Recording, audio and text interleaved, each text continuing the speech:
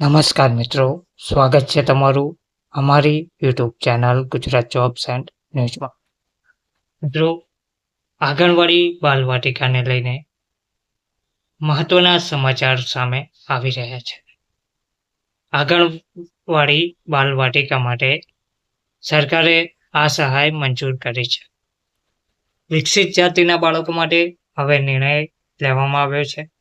બાલવાટિકાના 80 વિદ્યાર્થીઓને ₹900ની ગણવેશ સહાય આપવામાં આવશે.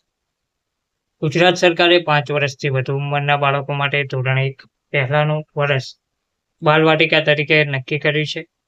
બીજી તરફ ધોરણ 1 થી 8માં અભ્યાસ કરતા બાળકોને વર્ષમાં 3 જોડી ગણવેશ પેટે ₹900ની સહાય આપવાનું નક્કી કરાયું છે.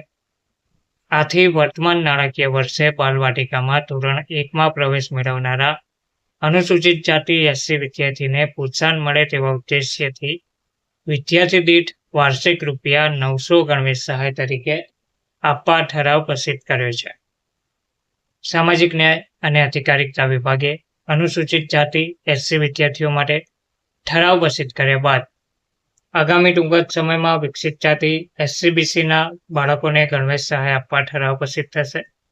તેમ જણાવતા બાલવાટિકામાં પ્રવેશ મેળવનારા SC વિદ્યાર્થીઓને સરકારી અને ગ્રાન્ટેડ શાળામાં પણ ગણવેશ સહાય મળશે, પરંતુ તેની સાથે સરકારે આ વર્ષથી સેલ્ફ ફાઇનાન્સ સ્કૂલોમાં પ્રવેશ મેળવનારા વિદ્યાર્થીઓને ગણવેશ સહાય પેટે ₹900ની સહાય આપવામાં આવશે તેવું કહેવામાં આવ્યું છે.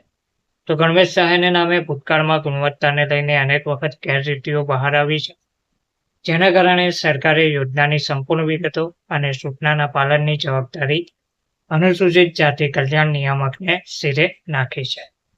ધન્યવાદ.